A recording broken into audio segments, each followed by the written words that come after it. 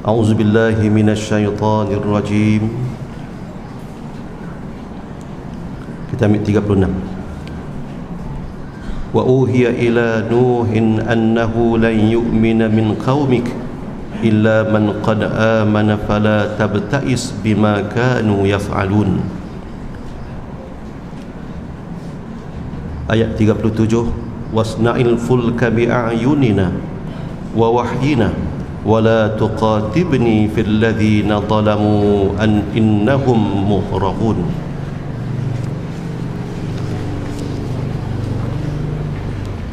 Ayat yang ke-36.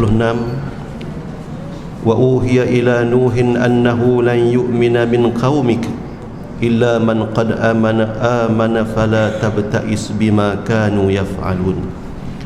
Dan diwahyu kepada Nuh firman-Nya bahwasanya tiada beriman daripada kaum engkau itu melainkan mereka yang sudah beriman itu sahaja. Maka jangan engkau duka cita dengan barang yang ada mereka itu kerja itu daripada kufur dan syirik. Maka doa Nabi Nuh atas mereka itu dengan katanya, Rabbi la tazar 'alal ardi minal kafirin dayyara.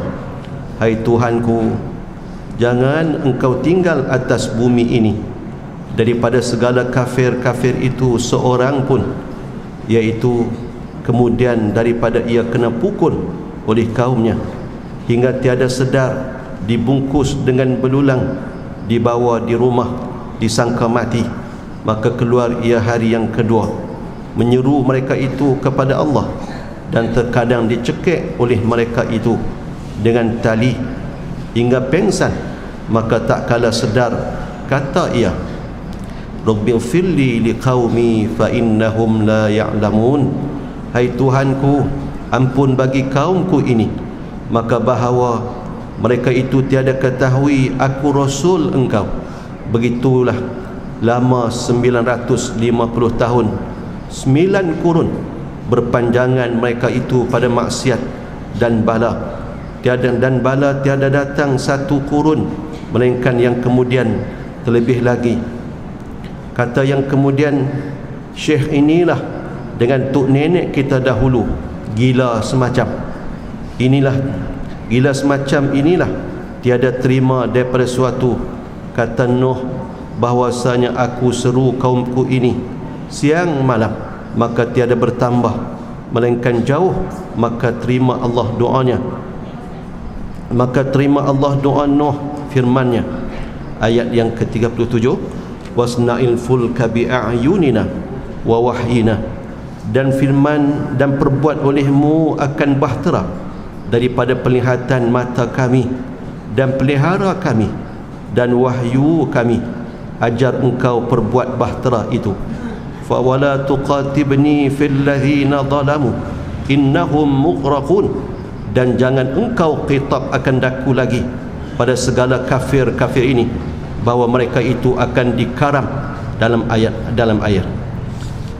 Muslimin muslimat mati sekalian, ayat 36 kita dah baca sebelum ini, cerita bagaimana Allah telah mewahyukan kepada Nabi Nuh alaihi salam bahawa kaum dia tak akan beriman dah. Yang beriman takat yang duk ada, banyak tu saja yang akan beriman pun. Puluh lebih teramana lagi pun, banyak mana masa yang diambil lagi, takat tu saja yang beriman. Allah bagi tahu kepada Nabi Nuh alaihi salam, fala tabta'is bima kanu yaf'alun. Jangan mu kecewa dengan apa yang mereka kerjakan itu. Tuan-tuan, Nabi Nuh alaihi salam tak pernah tuan-tuan tinggalkan satu hari untuk berdakwah kepada kaumnya. Tak ada istilah cuti. 950 tahun adalah satu tempoh yang panjang. Kita tuan-tuan baru kata sekali je tak mau ikut, jemuih aku nak abang dia, tak larat nak ajak dia. Tuan-tuan, tu siapa dia? Anak kita yang kita sayang. Nabi-nabi tuan-tuan ajak manusia yang tak ada hubung kait dengan mereka pun, bukan adik-beradik mereka pun, tapi mereka nak tunai tanggungjawab mereka kepada Allah, dan mereka nak selamatkan manusia. Mereka sayang kepada manusia. Mereka takut manusia ni akan kena seksa Allah Ta'ala di dunia dan juga di akhirat. Sayang Nabi kat kita, Nabi Muhammad kasih dan sayang baginda kepada umat dia. Tuan-tuan, kalaulah kasih dan sayang umat dikumpulkan untuk dibandingkan dengan kasih sayang Nabi pula kat kita, kasih Nabi lebih, tuan-tuan, nak berbanding dengan kasih sayang kita kepada Nabi. Pasal kita, tuan-tuan, buat macam-macam benda hak Nabi tak bagi. Nak kalau kita sayang kat Nabi, kita takkan buat benda yang akan menyebabkan Nabi sedih. Kerana Nabi nak semua umat dia akan berada bersama di dalam syurga nanti, tak ada yang terlepas ke neraka. Tapi seperti mana Nabi sebut di dalam hadis, masali wa masalukum kamasali rajulin aw qada narah faja'alal janadib wal farashu yaqa'na fiha wa huwa yazubbuhunna anha wa ana akhidhum bihujazikum anin nar. Nabi kata, umpama diriku dengan diri kalian seperti seorang lelaki yang menyalakan unggun api. Bila unggun api menyala, tuan-tuan, serangga, kekatu, apa rama-rama binatang halus-halus ni pantang tengok api, dia nak terpa masuk. Nabi kata, wa huwa yazubbuhunna anha, laki tu duk tepih, duk halang binatang-binatang, serangga-serangga tu jangan pergi terjun dalam api, mati mampu habislah. Wa ana akhidhum bihujazikum anin nar, aku ni kata Nabi, aku pegang simpulan kain kamu. Wa antum tuflituna min yadayya, tapi kamulah yang kelepiak, kamulah yang melepaskan daripada genggamanku, kata Nabi. Loh, Nabi tak mau bagi kita terjun neraka, tapi banyak mana yang duk tuju nak terjun dalam neraka. Tuan-tuan, tak sedih kan Nabi? Sedih, tuan-tuan. Tapi itulah yang kata manusia, tuan-tuan, bila dia tak kenal kebenaran. Sayyidina Umar bin Abdul Aziz, dia pernah tanya kepada sahabat-sahabat dia, hampa tahu tak siapa dia orang yang paling ahmak, paling bodoh, orang yang bodoh? Lalu pakat habak kat dia, man ba'a akhiratahu bin dunyahu, orang yang sanggup jual akhirat dengan dunia dia. Dia gadai, dia tolak akhirat dia yang sepatutnya dia dapat nikmat di akhirat nanti, tapi dia pilih untuk ambil dunia. Dia gadai, dia tolak ke tepi akhirat, dia nak senang takat dunia dia, dunia halal haram dia tak peduli. Tapi Sayyidina Umar bin Abdul Aziz kata, ada lagi yang paling bodoh daripada tu. Siapa dia? Man ba'a akhiratahu bidunya khairi, orang yang jual akhirat dia dengan dunia orang lain. Tuan-tuan, dia boleh gadai akhirat dia nak bagi senang kat orang lain, dunia orang lain.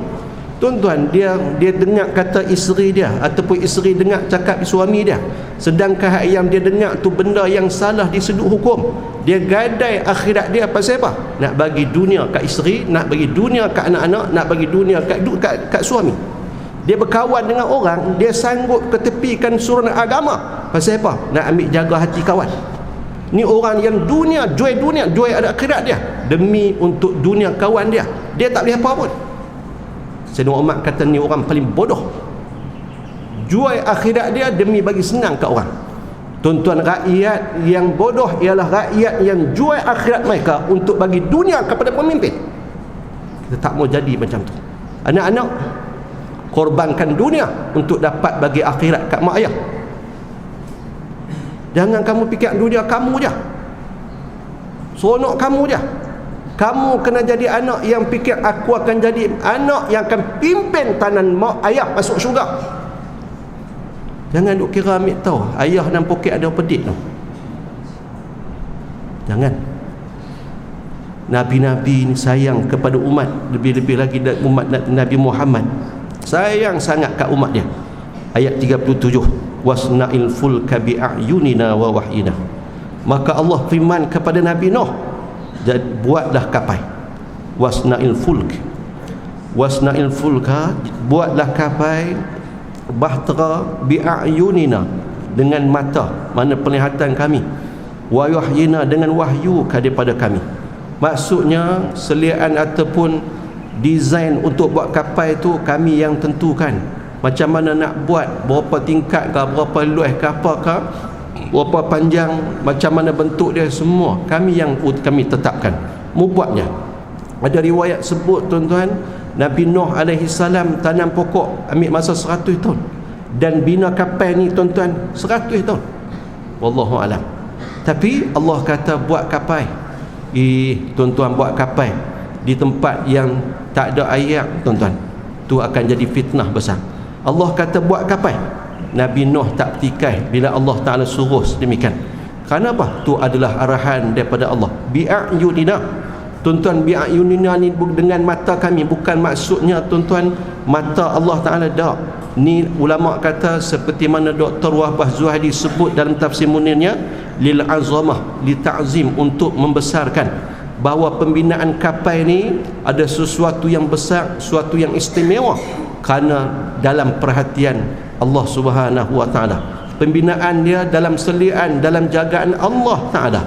Tuan-tuan, Imam Ghazali sebut, bila seseorang itu tak dapat dunia, bahkan Allah Ta'ala bagi ujian kepada dia dalam hidup, dia tak dapat kesenangan macam orang lain, bahkan diuji dengan kesusahan dalam hidup dia.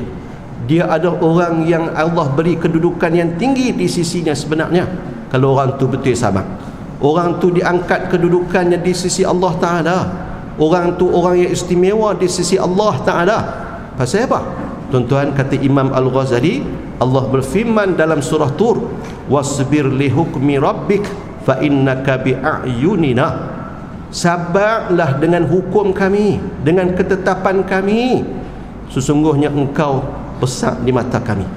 Tuan-tuan, Allah Ta'ala adalah matlamat kita. Redha Allah Ta'ala tu adalah target matlamat kita.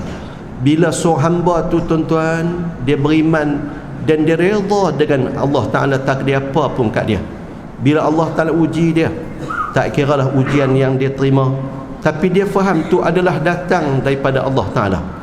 Tuan-tuan, bila seorang hamba tu faham, dia dapat kesenangan kah, dia dapat kesusahan kah, dia fikir ni Allah Ta'ala yang bagi. Allah Ta'ala bagi, tuan-tuan, semuanya ada kebaikan, ada hikmah di sebaliknya. Tak ada yang buruk. Walaupun pandangan manusia, bahkan pandangan peribadi kita kata tak teruknya, tak elok, tapi ada kebaikan di sebalik tu, tuan-tuan. Allah, orang yang sabar dengan pemberian Allah yang membentuk ujian yang menyusahkan hidup di dunia ni, maka dia bila dia bersabar, kedudukan dia naik tinggi di sisi Allah Ta'ala.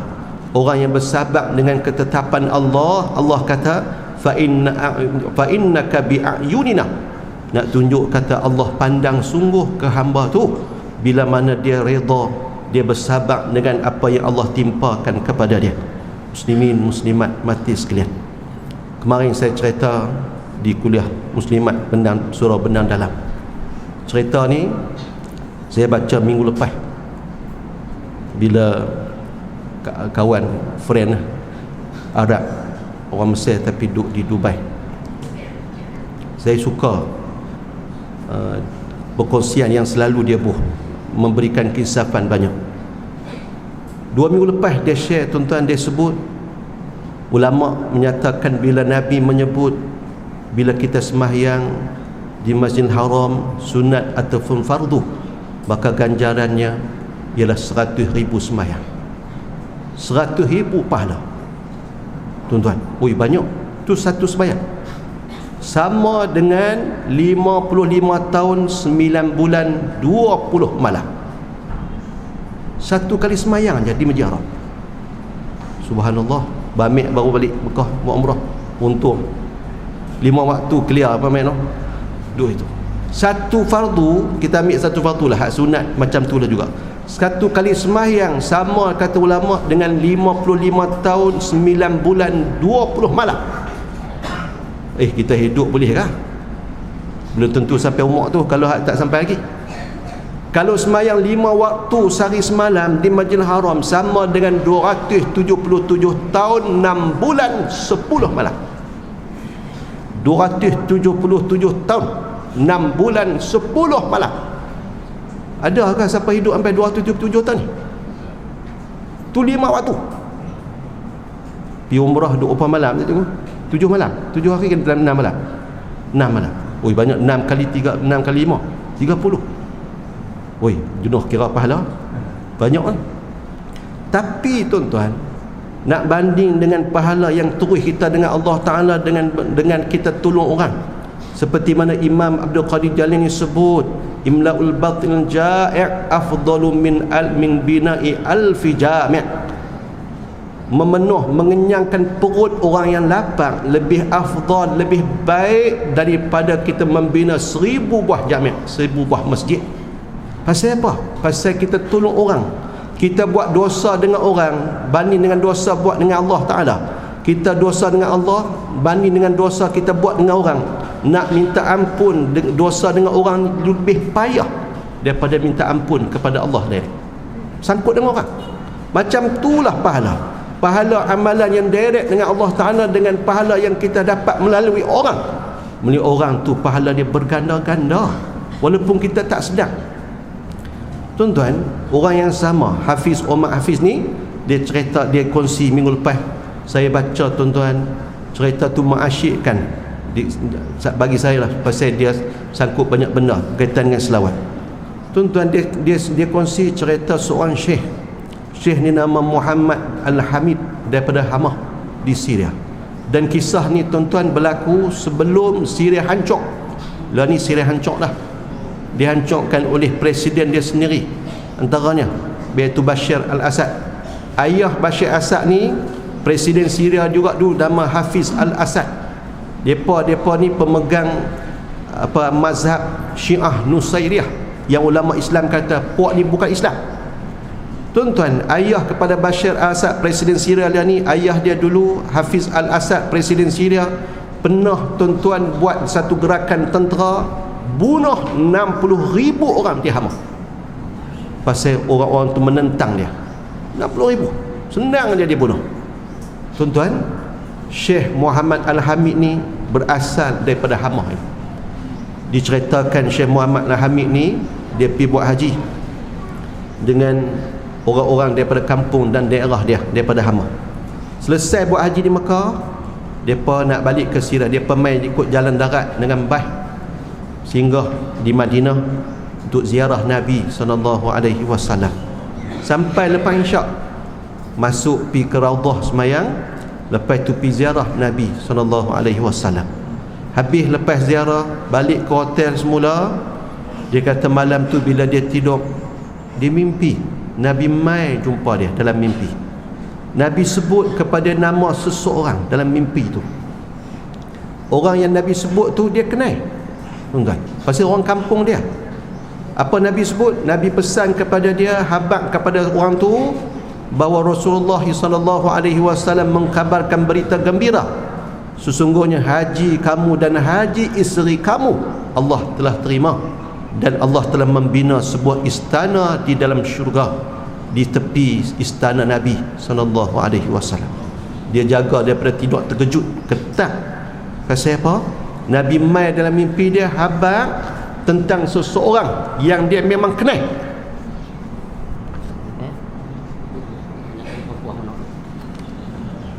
Apa itu? Tuan-tuan, dia habaq, dia terkejut pasal dia kenal orang tu. Dan yang lebih terkejut pasal orang yang Nabi sebut haji dia dan haji isteri dia diterima oleh Allah, tak mai buat haji pun. Tak mai buat haji pun tahun tu. Memang nak mai tapi tak jadi. Lalas minit tak jadi mai. Di hari tu dia kata dia perbanyakkan selawat kepada Nabi dengan harapan boleh jumpa Nabi lagi. Nak tanya pasal apa sahabat dia, orang kampung dia boleh dapat anugerah sebegitu hebat sekali. Malam kedua Nabi mai lagi dalam mimpi dia. Tapi Nabi habaq macam malam pertama juga, tak lebih tak kurang, tak ada jawapan juga. Dia hari kedua dia perbanyakkan selawat lebih daripada hari pertama dengan harapan nak jumpa Nabi lagi dalam tidur. Malam ketiga Nabi mai juga, Nabi habaq benda yang sama, tak lebih dan tak kurang. Bila sampai hari nak balik ke Syria, dia dah rancang dah, sampai di sempadan nanti dia nak ambil kereta sewa dan nak turun balik ke kampung. tak mau nak jumpa keluarga yang akan tunggu di sempadan. Biasa bila balik nak ikut jalan darat, ahli keluarga ni akan tunggu di sempadan. Bila sampai di sempadan, dia ambil kereta sewa. Sekali driver lalu tu, dia kata lalu depan anak bini dia. Dia tengok depa, tapi dia tak abang, dia tak abang, tak maklum apa-apa, terus pergi balik kampung. Jadi keluarga dia tak tahu. Kata dia dah sampai di sempadan dan terus balik kampung. Dia kata aku sampai ke Hama waktu sebelum subuh, terus pergi rumah yang Nabi sebut nama dia, pergi bagi salam. Tuan rumah jawab salam daripada dalam rumah. Tanya siapa dia, dia pun sebut nama. Tuan rumah kata, Syekh, takkan mai ziarah waktu ni kot, sebelum subuh mai ziarah. Tapi dia buka, pasal ni tok guru dia. Bila buka masuk, Syekh ni kata, aku ni bawa amanah berita gembira daripada Nabi untuk kamu. Tapi sebelum aku cerita, muhabak dulu, apa yang membuat sampai Nabi mai kat dalam mimpi aku sebut tentang kamu dan isteri. Tuan rumah tu teriak, tuan-tuan, teriak sungguh-sungguh. Dia kata, Syekh, bertahun dah himpun duit untuk pergi haji, sikit-sikit, dia kata. Tahun ni memang boleh pergi sungguh, tapi dia kata macam biasalah, pagi-pagi keluar nak pergi sembahyang subuh. Satu pagi isteri saya pun keluar, lepas daripada saya keluar, tapi dia keluar nak buang sampah di tempat pembuangan sampah. Sebelum sampai tempat buang sampah tu, isteri saya tengok ada suatu kelibat. Perhati orang. Orang tu pakai jubah warna hitam. Dan bila dia perhati, perempuan, gaya tu orang perempuan. Buat apa? Dia, tuan-tuan, duk cari dan kutip kulit tembikai. Buat apa dengan kulit tembikai ni? Cari kutip, himpun, dia buh dalam pakaian dia. Dan isteri saya nak tengok siapa dia perempuan ni, pasal dia tutup muka, buat mata je. Isteri tengok, rupa-rupanya dia masuk dalam rumah sebelah rumah kami, jiran kami. Dia buat apa dengan kulit tembikai pagi-pagi buta ni? Jiran sebelah kami tu janda, suami dia meninggal lebih kurang setahun, ada anak 3 orang, anak paling besar 8 tahun.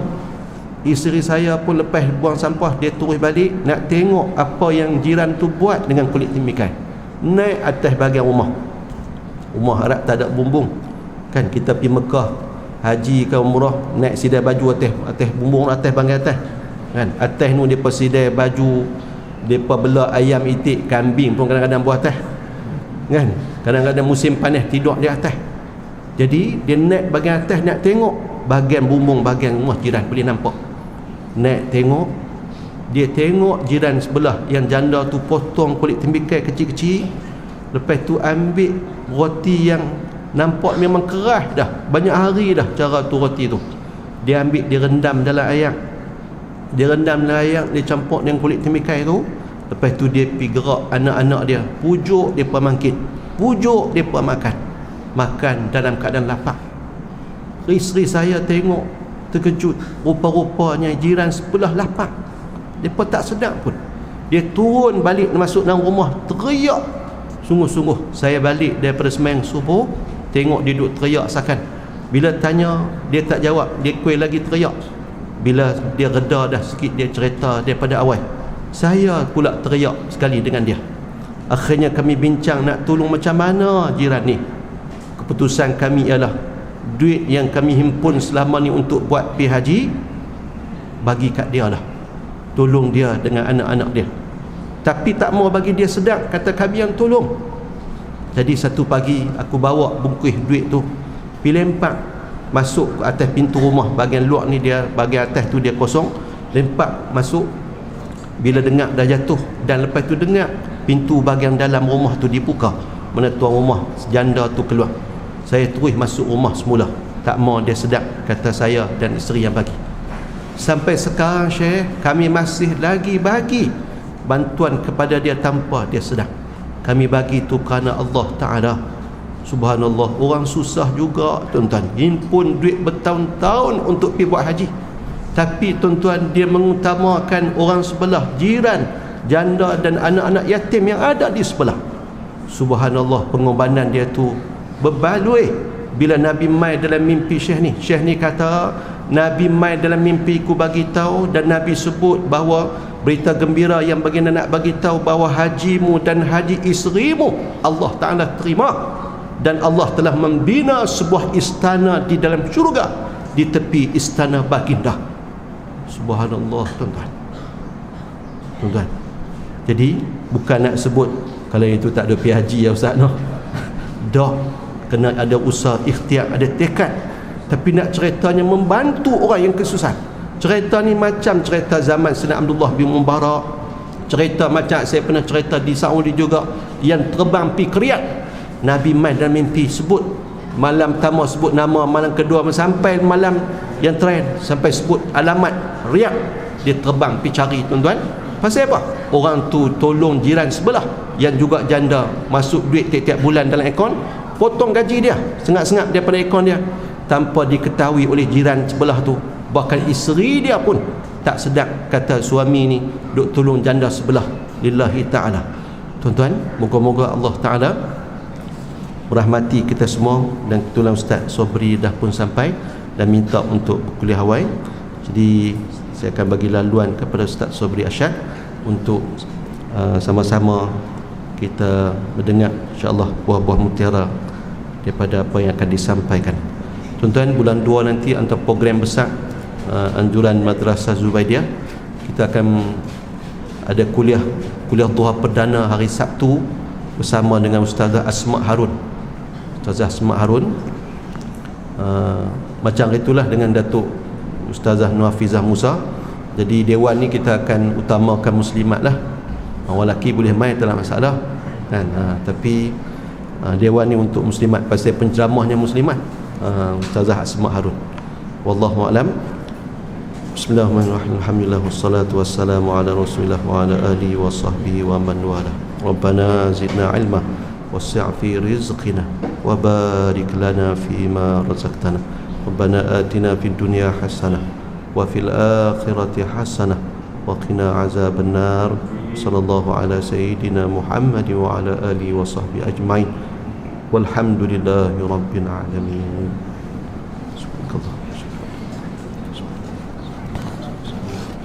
Allahu a'lam. Assalamualaikum warahmatullahi wabarakatuh.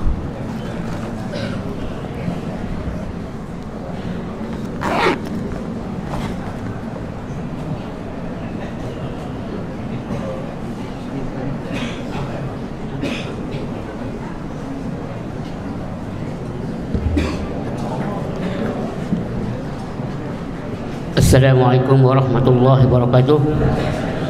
Di sini ada satu pengumuman, iaitu pada malam ini 31 hari bulan Januari 2020, iaitu satu ceramah muafakat nasional di Kampung Padang Tok Sora.